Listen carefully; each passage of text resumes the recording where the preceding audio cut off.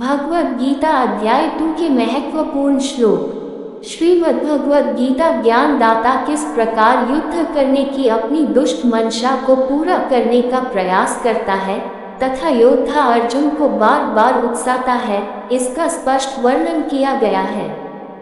पूर्ण परमात्मा की योग्यता तथा सच्चे भक्त के लक्षण बताए गए हैं। श्रीमद् भगवद गीता अध्याय 2 श्लोक 1 से 3।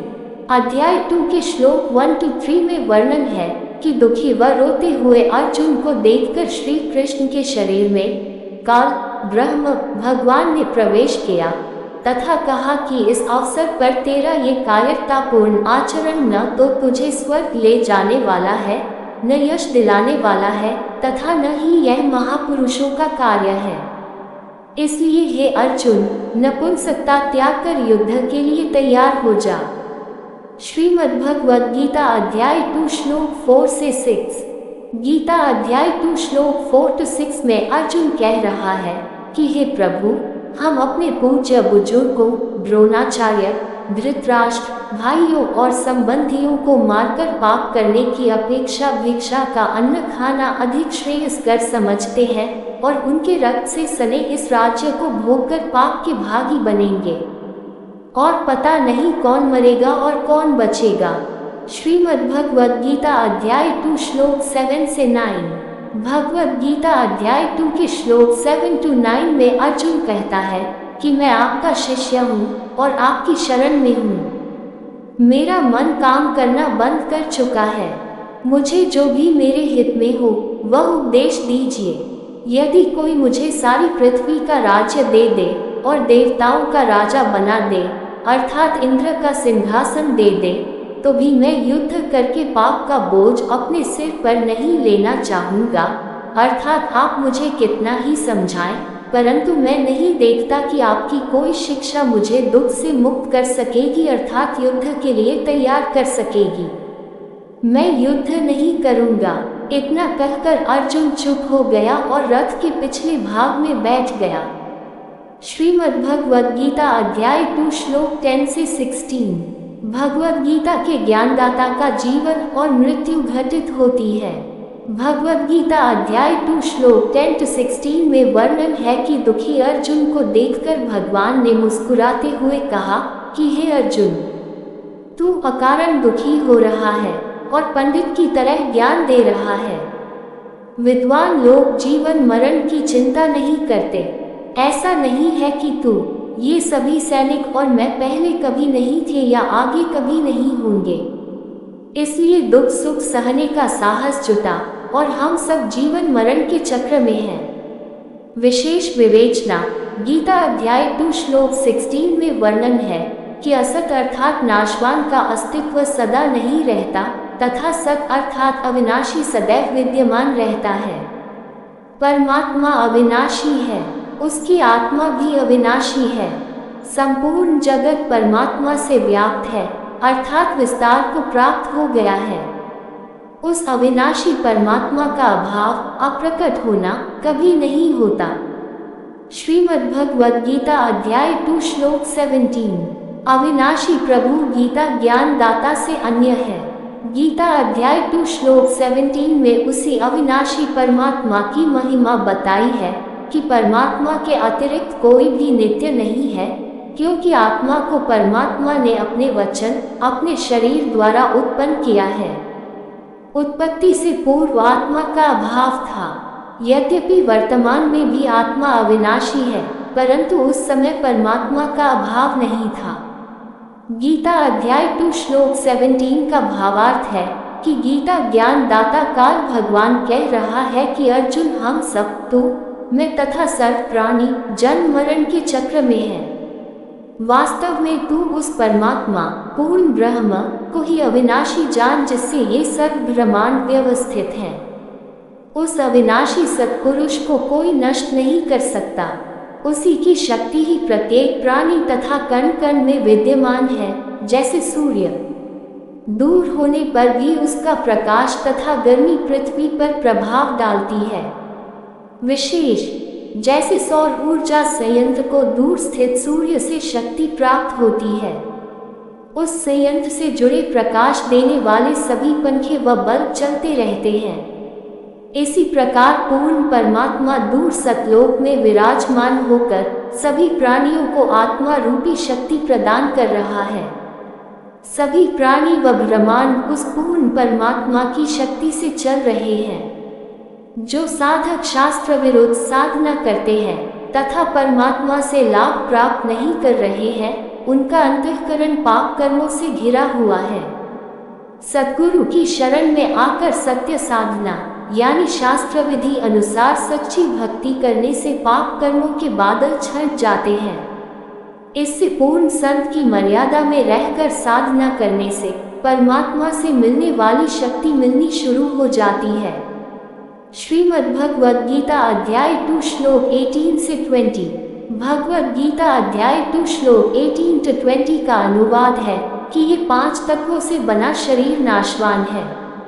सनातन परमेश्वर को अविनाशी और प्रमाणहीन कहा गया है, अर्थात सामान्य भक्त यह नहीं समझ सकता कि वह जीव की आत्मा के साथ सदा रहने वाला कहा गया है। जैसे उपर्युक्त उदाहरण में सूर्य सौर ऊर्जा संयंत्र से गर्भित रहता है, उसकी शक्ति से ऊर्जा अवशोषित हो रही है, जिसे केवल वैज्ञानिक ही जानते हैं। साधारण व्यक्ति यह नहीं समझ सकता ये सब पंखे आदि कैसे काम कर रहे हैं। भगवद गीता अध्याय 13 श्लोक 21, 22, 23 तथा भगवद गीता अध्याय 15 श्लोक 1 में। इसलिए हे भरतवंशी अर्जुन, युद्ध करो। श्रीमद् भगवद गीता अध्याय 2 श्लोक 21। अध्याय 13 श्लोक 21 का अनुवाद पुरुष परमेश्वर ही सर्वव्यापक होने से प्रकृति अर्थात दुर्गा में भी विद्यमान है, इसलिए प्रकृति से उत्पन्न तीनों गुण अर्थात रजगुण ब्रह्मा, सद्गुण विष्णु, तमगुण शिव उससे प्राप्ति करते हैं, जिस कारण से जीवात्मा को कर्मानुसार कष्ट भोगने पड़ते हैं तथा ये गुण ही जीवात्मा के अच्छी बुरी योनियों में जन्म लेने का कारण बनते हैं। जैसे कोई सूर्य ऊर्जा से पशु काटने की मशीन चलाता है, कोई जूस निकालने की मशीन चलाता है, ये सभी कार्य सूर्य ऊर्जा से होते हैं। इसी प्रकार परमात्मा की शक्ति से साधक कार्य करता है और श्रेय गुण अर्थात परमात्मा की शक्ति को जाता है। श्रीमद् भगवद गीता अध्याय 2 श्लोक 22। अध्याय 13 श्लोक 22 का अनुवाद। इस शरीर में स्थित सत्पुरुष वास्तव में परमेश्वर ही है। वह साक्षी होने से, निरीक्षक होने से, वास्तविक स्वीकृति देने वाला होने से, अनुमति देने वाला, सबका पालक होने से, रक्षक, यज्ञों धार्मिक अनुष्ठानों में आहुति देने से, उपयोग करने वाला, ब्रह्म व परब्रह्म आदि का स्वामी होने से महेश्वर व परमात्मा कहला। श्रीमद् भगवद गीता अध्याय 2 श्लोक 23। अध्याय 13 श्लोक 23 का अनुवाद। अतः जो पुरुष तीनों गुणों सहित सत्पुरुष काल भगवान तथा माया को मूल से जानता है, वह सब प्रकार से धर्म में लगा हुआ भी फिर जन्म नहीं लेता। अध्याय 15 के श्लोक 8 का अनुवाद। वायु गंध को उड़ा देती है क्योंकि वायु गंध की स्वामी है। इसी प्रकार परमेश्वर भी अभौतिक सूक्ष्म शरीरधारी आत्मा को उस पुराने शरीर से जिसे वह त्याग देती है, उस नए शरीर में ले जाता है जिसे आत्मा प्राप्त करती है। भावार्थ। पूर्ण परमात्मा की निराकार शक्ति को आत्मा के समान समझो, जैसे मोबाइल फोन एक रेंज से काम करता है। टावर एक स्थान पर होते हुए भी वह अपनी रेंज के माध्यम से अपने क्षेत्रीय मोबाइल फोन से जुड़ा हुआ है। ये वही समझ सकता है जिसके पास मोबाइल है। इसी प्रकार पूर्ण परमात्मा अपने धाम सतलोक में रहता है तथा जहाँ भी जाता है अपनी निराकार शक्ति का दायरा प्रत्येक जीव जगत अर्थात प्रत्येक ब्रह्मांड में स्थित प्रत्येक जीव जगत तथा निर्जीव वस्तु तक फैलाए रखता है। जैसे सूर्य दूर रहते हुए भी अपनी क्षमता क्षेत्र के प्रत्येक कण कण तक अपना प्रकाश तथा अदृश्य उष्णता गर्मी फैलाए रखता है, इसी प्रकार पूर्ण परमात्मा के शरीर से निकलने वाली प्रकाश तथा अदृश्य शक्ति प्रत्येक जीव जगत को संभाले हुए है। सार श्रीमद् भगवद गीता अध्याय 2 श्लोक 19 से 21। गीता अध्याय 2 के श्लोक 19 to 21 का सार है कि सर्वव्यापी परमेश्वर पूर्ण परमात्मा आत्मा के साथ ऐसे रहता है जैसे गंध वायु में कहीं पर विद्यमान रहती है। वायु तथा गंध का अभिन्न संबंध है। जब गंध एक स्थान से दूसरे स्थान पर जाती है उस समय वायु सदैव उसके साथ रहती है। इसी प्रकार वायु को परमेश्वर तथा गंध को आत्मा जानो तथा सुगंध को अच्छी आत्मा तथा दुर्गंध को बुरी आत्मा जानो। परमेश्वर उन्हें उनके कर्मानुसार नए शरीरों में ले जाता है तथा फिर भी उनके साथ रहता है। जैसे सूर्य सबके साथ प्रतीत होता है, दूर होने पर भी प्रत्येक प्राणी सूर्य के निराकार अदृश्य प्रभाव से प्रभावित होता है। इसी प्रकार परमेश्वर सतलोक में बैठकर सर्व प्राणियों को व्यवस्थित करता है। इसी प्रकार हमें इस गीता अध्याय 2 के श्लोक 17 to 21, 22 to 23 तथा 24 to 25 का अर्थ भिन्न भिन्न प्रकार से समझना है। श्रीमद् भगवद गीता अध्याय 2 श्लोक 22 to 23। भगवद गीता अध्याय 2 श्लोक 22 to 23 में आत्मा की स्थिति का वर्णन किया गया है। अध्याय 2 श्लोक 22 का अनुवाद। जैसे मनुष्य पुराने वस्त्रों को त्याग कर नए वस्त्र धारण करता है, वैसे ही आत्मा पुराने शरीरों को त्याग कर अन्य नए शरीर प्राप्त करता है। अध्याय 2 श्लोक 23 का अनुवाद। इस आत्मा को शस्त्र नहीं काट सकते, अग्नि नहीं जला सकती, जल नहीं पिघला सकता तथा वायु नहीं सुखा सकती। ईश्वरीय गुणों शक्ति से युक्त होने पर भी आत्मा का अस्तित्व भिन्न है। श्रीमद् भगवद गीता अध्याय 2 श्लोक 24 to 25। अध्याय 2 श्लोक 24 to 25 में पुनः उस सर्वव्यापी परमेश्वर की महिमा बताई है। अध्याय 2 श्लोक 24 का अनुवाद। वह अविभाज्य है, ये परमेश्वर अद्वैत है, अविलीय है और निस्संदेह सुखाया नहीं जा सकता है तथा ये परमेश्वर सनातन सर्वव्यापी अपरिवर्तनशील और अनादि है। अध्याय 2 श्लोक 25 का अनुवाद। ये परमात्मा गुप्त है परंतु तेजो में सूक्ष्म शरीर वाला है। वह अचिंत्य है, वह दोषरहित कहा गया है। इससे हे अर्जुन, जो परमात्मा आत्मा के साथ अभेद्य रूप में रहता है, जिससे आत्मा नाश से रहित है, इस प्रकार जानकर तू शोक करने योग्य नहीं है, अर्थात तुझे शोक करना उचित नहीं है, क्योंकि परमात्मा के साथ रहने से आत्मा नहीं मरती। नोट: गीता ज्ञानदाता कार ब्रह्म गीता अध्याय 7 श्लोक 25 में कहता है कि मैं योगमाया से छिपा रहता हूँ, किसी को दर्शन नहीं देता। ये अज्ञानी लोग मुझे ही कृष्ण रूप में मानव रूप में आया हुआ समझते हैं। गीता अध्याय 8 श्लोक 20 में कहा है कि उस अव्यक्त परमेश्वर से भी परे जो दूसरा अविनाशी अव्यक्त अर्थात अदृश्य रूप है, वह सब प्राणियों के नाश होने पर भी कभी नष्ट नहीं होता। सार श्रीमद् भगवद गीता अध्याय 2 श्लोक 12 से 25। अध्याय 2 श्लोक 12 to 25 का भावार्थ है कि अर्जुन, सर्व प्राणी तू तथा मैं जन्म मरण में है, परंतु उसको अविनाशी जान जिससे संपूर्ण जगत फैला है, संगठित हुआ है। इस अविनाशी परमात्मा पूर्ण ब्रह्म को नष्ट करने में कोई समर्थ नहीं है। वह परमात्मा आत्मा के साथ ऐसे रहता है जैसे वायु में गंध रहती है, वायु गंध की स्वामी है।